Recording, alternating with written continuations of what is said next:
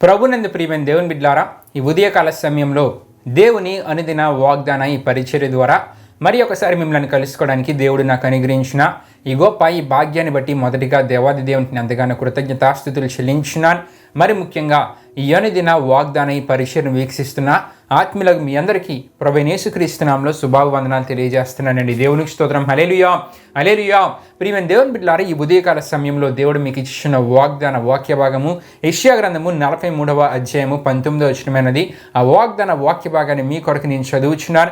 ప్రార్థనాపూర్వకంగా ఆలకించవలసిందిగా ప్రభువైన యేసుక్రీస్తు నామములో అందరినీ కోరుచున్నానండి. యెషయా గ్రంథము 43వ అధ్యాయము 19వ వచనంలో ఈ విధంగా రాయబడి ఉన్నది, ఇదిగో నేను ఒక నూతన క్రియ చేయుచున్నాను. దేవునికి స్తోత్రం. హల్లెలూయా హల్లెలూయా. ఇదిగో నేను ఒక నూతన క్రియ చేయుచున్నానని దేవుడు యెషయా ప్రవక్త ద్వారా తన ప్రజలను ఉద్దేశించి చెప్తున్న మాటగా ఈ వాగ్దానపు మాటను మనం చూడగలం. యెషయా గ్రంథము 43వ అధ్యాయంలో మనం చూస్తే కనుక దేవుడు యెషయా ప్రవక్త ద్వారా ఇశ్రాయేలు వారికి కొన్ని విషయాలు తెలియజేస్తున్నారు. ఏ విషయాలు తెలియజేస్తున్నారంటే ప్రియమైన దేవుని బిడ్డలారా, ఇశ్రాయేలు వారు శత్రు దేశాల నుండి వారు విడుదల పొందారంటే, వారు విముక్తిని పొందారంటే, విమోచించబడ్డారంటే, అక్కడి నుండి వారు కాపాడబడ్డారంటే అది వారిగా విడుదల పొందలేదు. కానీ దేవుడు ఇశ్రాయేలు వారిని తన ప్రజగా ఏర్పరచుకున్నారు. కాబట్టి దేవుడే ఇశ్రాయేలు వారి పక్షాన ఉండి వారి శత్రువుల నుండి విడుదల కలుగజేశారని, వారికి రక్షణ దయచేశారనే విషయాలు తెలియజేస్తున్న సందర్భంలో ప్రియమైన దేవుని బిడ్డలారా, ఇక్కడ ఈ వాగ్దానపు మాటను దేవుడు యెషయా ప్రవక్త ద్వారా తెలియజేస్తున్నట్లు మనం చూడగలం. దేవునికి స్తోత్రం. హల్లెలూయా హల్లెలూయా. ఈ వాగ్దానపు మాటను మనం చూస్తే కనుక ఇదిగో నేను ఒక నూతన క్రియ చేయుచున్నానని మనకు కనబడుతుంది. ప్రియమైన దేవుని బిడ్డలారా, నూతన క్రియలు మన జీవితాల్లో చేయ దేవుడు నిజమే. ఈ దినాల్లో చాలామంది జీవితాలు మనం చూస్తూ ఉంటాం. వారి జీవితాల గురించి మనం ఆలోచిస్తే కనుక ప్రియమైన దేవుని బిడ్డలారా, వారు చాలామంది ఏ విధంగా ఉంటూ ఉంటారంటే, వారి యొక్క గత జీవితం గురించి ఆలోచిస్తూ వారి జీవితంలో ముందుకు వెళ్తారంటే, వారు ఉన్న ప్రజెంట్ అంటే వారికి ఉన్న ప్రజెంట్ జీవితాన్ని వారు ఆలోచించారు. కానీ గత జీవితం ముందు జరిగిన విషయాల్ని వాటి గురించి ఆలోచిస్తున్న ప్రియమైన దేవుని బిడ్డలారా, వారి జీవిత ప్రయాణం ముందుకు వెళ్తూ ఉంటుంది. ఇంకొంతమంది జీవితాలు మనం చూస్తుంటే కనుక మర్చిపోలేరు. వారి జీవితంలో మునుపటి జరిగిన ప్రతి విషయాన్ని వారు మర్చిపోలేక ముందుకు వెళ్తూ ఉంటారు. వారి జీవితంలో ఎటువంటి పరిస్థితులు ఎదురయ్యా అవన్నీ జ్ఞాపకం చేసుకుంటూ, ఇక నా జీవితంలో సంతోషం లేదు, సమాధానం ఉండదు, నెమ్మది ఉండదని ఒక భయాందోళన, ఒక మానసిక కృంగుబాటుతో వారి జీవితాల్లో ముందుకు వెళ్తూ ఉంటారు. ప్రియమైన దేవుని బిడ్డలారా, అయితే దేవుడి వాగ్దానం ద్వారా మనతో మాట్లాడుతూ ఉన్నారు. ఇటువంటి వారి జీవితాల్లో ప్రియమైన దేవుని నూతన క్రియ చేయ దేవుడు. దేవునికి స్తోత్రం. హల్లెలూయా హల్లెలూయా. ఈ వాగ్దానాన్ని వింటున్న ప్రతి ఒక్కరు దేవుని విశ్వసించగలిగితే, దేవుడు కోరే ఆత్మీయత కలిగి జీవించగలిగితే ఆయన మీ జీవితాల్లో నూతన క్రియలు చేస్తారు. నూతన క్రియలు అంటే ఏ విధంగా ఉంటాయంటే, ఇర్మియా గ్రంథంలో మనకి ఒక విషయం కనబడుతుంటుందండి. ఇర్మియా గ్రంథం 31 అధ్యాయం 22, 23, 24 వచనాలు మనం చదివితే కనుక అక్కడ 3 విషయాలు మనకు తెలియజేయబడుతూ ఉంటాయి. దేవుడు నీ జీవితంలో చేసే నూతన క్రియలు ఏ విధంగా ఉంటాయని మనం ఆలోచిస్తే కనుక ఆ ఇర్మియా గ్రంథం 31 అధ్యాయం 22, 23, 24 వచనాలు చదివితే 3 విషయాలు కనబడుతుంటాయి. ప్రియమైన దేవుని బిడ్డలారా, అందులో మొదటి విషయం ఏంటంటే ప్రియమైన దేవుని బిడ్డలారా, చెరలో నుండి నేను వారిని రప్పించిన తర్వాత అని అక్కడ మనకు కనబడుతుంది. చెరలో నుండి నేను వారిని రప్పించిన తర్వాత అంటే వారిని విడుదల కలుగు చేసిన తర్వాత, విమోచించిన తరువాత ప్రియమైన దేవుని బిడ్డలారా, అంటే నీ జీవితంలో ఒక నూతన క్రియ జరగడం ఏంటంటే నీ జీవితంలో ఉన్న సమస్యలు, నీ జీవితంలో ఉన్న ఇబ్బందులు ఇవన్నిటిని దేవుడు నీకు ఏం చేస్తారండి? విడుదలను కలుగు చేస్తారు. దేవునికి స్తోత్రం. హల్లెలూయా హల్లెలూయా. దేవుడు నీకు విడుదలను దయచేస్తారు. నీ జీవితంలో ఉన్న శ్రమల నుండి, నీ జీవితంలో ఎదుర్కొంటున్న ఇబ్బందులు, నీ జీవితంలో నీకున్న ప్రతి అవసరతని, అవసరతను తీర్చలేక నీ జీవితంలో నీవు బాధపడుతున్నప్పుడు ఇవన్నిటి నుండి దేవుడిని ఏం చేస్తారంటే విడుదల కలుగు చేసి నెమ్మదికరమైన పరిస్థితిని నీ జీవితంలో కలుగు చేస్తారు. దేవునికి స్తోత్రం. హల్లెలూయా హల్లెలూయా. నీ జీవితంలో దేవుడు చేసే నూతన క్రియ ఎటువంటిదిగా ఉంటుందంటే ప్రియమైన దేవుని బిడ్డలారా, నీ జీవితంలో మునుపటి దినాల్లో ఉన్న సమస్యలు, మునుపటి దినాల్లో ఉన్న ఇబ్బందులు, శ్రమలు, వీటన్నిటి నుండి దేవుడు ఒక నూతన క్రియగా నీ జీవితంలో నూతన క్రియని చేసి నీ జీవితంలో వాటన్నిటి నుండి నీకు విడుదల దయచేస్తారు. నిజమే. వీటి నుండే కాదు, అనారోగ్య పరిస్థితిని కూడా మనం చూస్తుంటాం. అనారోగ్య పరిస్థితి నుండి కూడా విడుదల కలుగు చేసి నీ జీవితంలో ఇటువంటి నూతన క్రియను చేయడానికి దేవుడు సిద్ధంగా ఉన్నారండి. దేవునికి స్తోత్రం. హల్లెలూయా హల్లెలూయా. ఆయనను విశ్వసించిన వారి జీవితాల్లో, ఆయన కోరే ఆత్మీయత కలిగి జీవించే వారి జీవితాల్లో, ఆయన కొరకు నీతిగా జీవించే వారి జీవితాల్లో ఇటువంటి వాగ్దాన ఆశీర్వాదాలు తప్పక నెరవేరుతాయి. మునుపటి జీవితంలో ఉన్న దుఃఖకరమైన పరిస్థితులు, శ్రమలు, శోధనలు, ఇబ్బందులు, అనారోగ్య పరిస్థితులు ఇవన్నిటి నుండి దేవుడు ఏం చేస్తారండి?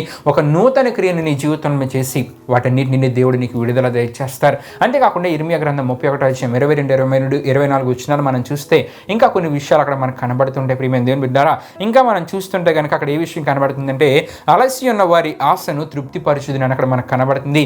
దేవుడు నీ జీవితంలో చేసే నూతన క్రియ ఏ విధంగా ఉంటుందంటే నీ జీవితంలో తృప్తి పరచబడేలా ఉంటుంది. నిజమే, దినాల్లో తృప్తి లేని జీవితాలు, సంతృప్తి లేని జీవితాలు, వారి జీవితాల్లో ఏమి పొందుకోలేకపోతున్నానే, ఏది సమకూర్చుకోలేకపోతున్నానే, నేను సంపాదించింది ఆ విధంగానే వెళ్ళిపోతుంది, నేను సంపాదించింది ఏది నా చేతిలో ఉండట్లేదని ఒక సంతృప్తి లేని జీవితాన్ని కలిగి దినాల్లో చాలామంది జీవిస్తూ ఉంటారు. కానీ దేవుని యందు నీవు విశ్వసిస్తే నీ జీవితంలో దేవుడు చేసే నూతన క్రియ ఎటువంటిదిగా ఉంటుందంటే, ప్రియమైన దేవుని బిడ్డలారా, అలసి ఉన్న వారి ఆశను తృప్తిపరిచే దేవుడు, నిన్ను తృప్తిపరుస్తానని దేవుడు అంటూ ఉన్నారు. నీ జీవితంలో ఒక సంతృప్తిని, నీ జీవితంలో కావాల్సిన ఆనందాన్ని దేవుడు దయచేస్తానంటూ ఉన్నారు. ఇదే ఒక నూతన క్రియ. ప్రియమైన దేవుని బిడ్డలారా, దేవునికి స్తోత్రం. హల్లెలూయా, హల్లెలూయా. అయితే మనం ఈ నూతన క్రియ అంటే తృప్తి పరచబడాలి దేవుని ద్వారా అంటే మనం ఏ విధంగా ఉండాలంటే నీతిగా జీవించాలి. మత్తయి సువార్త 5:6 మనం చూసుకుంటే కనుక, నీతి కొరకు ఆకలి దప్పులు గల వారి ధన్యులు, వారు తృప్తి పరచబడుదురు అని అక్కడ మనకు కనబడుతుంది. ప్రియమైన దేవుని బిడ్డలారా, నీతిగా మనం జీవించాలి, దేవుని యందు విశ్వాసం ఉంచాలి, దేవుడి కొరే ఆత్మీయతను కలిగి ఉండాలి, నీతిగా న్యాయంగా మనం జీవించాలి. న్యాయమైన జీవితాన్ని కలిగి మనం జీవితాల్లో మనం ముందుకు వెళ్ళగలగాలి. ప్రియమైన దేవుని బిడ్డలారా, అప్పుడే ఆలస్యం వారి ఆశను తృప్తిపరిచే దేవుడు. నిజమే, దేవుడు నిన్ను తృప్తిపరిస్తే కనుక ప్రియమైన దేవుని బిడ్డలారా, యేసుక్రీస్తు వారు అంటూ ఉంటారు, ఏమనంటూ ఉంటారంటే, యోహాను సువార్త 6:35 మనం చూసుకుంటే కనుక, జీవాహారము నేనే, నా యొద్దకు వచ్చేవాడు ఏ మాత్రము ఆకలిగొనడు, నా యందు విశ్వాసం ఉంచేవాడు ఎప్పుడునూ దప్పిగొనడు అని అక్కడ మనకు కనబడుతుంది. దేవునికి స్తోత్రం. హల్లెలూయా. నిజమే ప్రియమైన దేవుని బిడ్డలారా, దేవుని ద్వారా మనం తృప్తిపరచబడితే ఇంకా మన జీవితంలో అసంతృప్తి అనేది ఉండదు, నెమ్మది లేని పరిస్థితులు అనేవి ఉండవు. ప్రియమైన దేవుని బిడ్డలారా, దేవుడు మన జీవితాల్లో చేసే నూతన క్రియ ఎటువంటిదిగా ఉంటుందంటే, తృప్తి లేని అసంతృప్తిగా జీవించే వారి జీవితాల్లో సంతృప్తిని తృప్తిపరిచే దేవుడిగా మన జీవితాల్లో ఆయన ఉంటారు. ప్రియమైన దేవుని బిడ్డలారా, నిజమే, అలస్యం ఉన్న వారి ఆశను తృప్తిపరుస్తుంది అని అక్కడ మనకు కనబడుతుంది. మన జీవితాల్లో ఉన్న ఆశలు, కోరికలు ఇవన్నింటినీ మన జీవితాల్లో నెరవేర్చి మనల్ని తృప్తిపరిచే దేవుడిగా ఆయన ఉంటారంటే, ఇటువంటి నూతన క్రియ దేవుడు మన జీవితాల్లో చేస్తారు. దేవునికి స్తోత్రం. హల్లెలూయా, హల్లెలూయా. ఎప్పుడంటే ప్రియమైన దేవుని బిడ్డలారా, నీతిగా మనం జీవించాలి, న్యాయంగా మనం జీవించినప్పుడు ఈ ఆశీర్వాదాన్ని, వాగ్దాన ఆశీర్వాదాన్ని మన జీవితంలో మనం పొందుకోగలం. చివరిగా ఇర్మియా గ్రంథము 31:22, 23, 24 ఇంకా మనం చూస్తున్నప్పుడు ఇంకో విషయం మనకు కనబడుతుంది. ఏంటంటే, యెహోవా నిన్ను ఆశీర్వదించునుగాక అను మాట ఇక నువ్వు వాడుకుందురు అని అక్కడ మనకు కనబడుతుంది. దేవుడు నీ జీవితంలో చేసే నూతన క్రియ ఏంటంటే, నీ జీవితంలో నూతన ఆశీర్వాదాలు, కావాల్సిన ఆశీర్వాదాలు, దీవెనలు నీ కొరకే దేవుడు సిద్ధపరిచిన ప్రతి దీవెనను, ఆశీర్వాదాన్ని దేవుడు నీ జీవితంలో తప్పక దయచేస్తారు. దేవునికి స్తోత్రం. హల్లెలూయా, హల్లెలూయా. కాబట్టి ప్రియమైన దేవుని బిడ్డలారా, మనం నూతన సంవత్సరంలో అడుగు పెట్టబోతున్నాం. కాబట్టి ఈ గత సంవత్సరంలో జరిగిన, గత జీవితంలో నీకున్న ఈ ఎటువంటి పరిస్థితులను, గత జీవితం గురించి నీవు ఆలోచించకుండా, నీ గత జీవితంలో నీవు ఎదుర్కొన్న చేదు పరిస్థితులు ఇవన్నిటిని విడిచిపెట్టి దేవుని యందు నీ మనసుని నిలపగలిగితే నీ జీవితంలో రాబోతున్న ఈ నూతన సంవత్సరంలో దేవుడు, ప్రియమైన దేవుని బిడ్డలారా, నూతనమైన క్రియలు చేస్తానని ఈ వాగ్దానం ద్వారా మాట్లాడుతూ ఉన్నారు. దేవునికి స్తోత్రం. హల్లెలూయా, హల్లెలూయా. నూతనమైన క్రియలు అంటే ప్రియమైన దేవుని బిడ్డలారా, తృప్తిపరిచే దేవుడు, అంతేకాకుండా ప్రియమైన దేవుని బిడ్డలారా, విడుదల కలుగు చేసే దేవుడు, అంతేకాకుండా ఆశీర్వదించే దేవుడు. దేని నుండి నీకు విడుదల కలుగు చేస్తారంటే, నీ జీవితంలో ఉన్న శ్రమలు, సమస్యలు, ఇబ్బందులు, అనారోగ్య పరిస్థితుల నుండి నీకు విడుదలను దేవుడు దయచేస్తారు. ఇదొక నూతన క్రియ.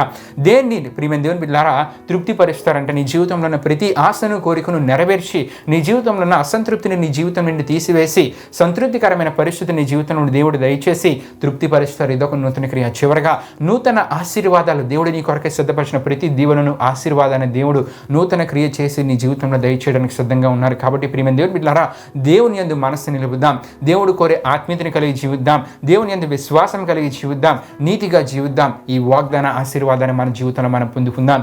దేవుడి పరిశుద్ధ వాగ్దానాన్ని మన వినికిడిలో దీవించునుగాక. ఆమేన్. ప్రియమైన దేవుని బిడ్డలారా, ఈ వాగ్దాన కార్యక్రమాన్ని ముగింపు ప్రాంతం మనం ముగించుకుందాం. అందరూ కళ్ళు మూసుకొని తల ఉంచుకుని ప్రార్థన నాతో పాటు ఏకీవించవలసిందిగా ప్రభువైన యేసుక్రీస్తు నామములో అందరినీ కోరుచున్నానండి. ప్రార్థన చేసుకుందాం. మహిమాస్వరూపైన మా ప్రభువా, జీవాధిపతి అనేసియా, నీ ఘనమైన నామానికి మహిమ, ఘనత, ప్రభావం చెల్లించినాం దేవా. ఇప్పుడు వరకు ఈ వాగ్దానం ద్వారా మా అందరితో మాట్లాడిన దేవా, మీకే వేలాది వందనములు, కృతజ్ఞతాస్తుతులు చెల్లిస్తున్నాం వేసా. నూతన క్రియను మా జీవితంలో నెరవేరుస్తున్నాను దేవా. మరి నూతన క్రియ ఎటువంటి పరిస్థితుల్లో కలుగు చేస్తా కూడా ఈ వాగ్దానం ద్వారా మాకు తెలియజేస్తున్న దేవా.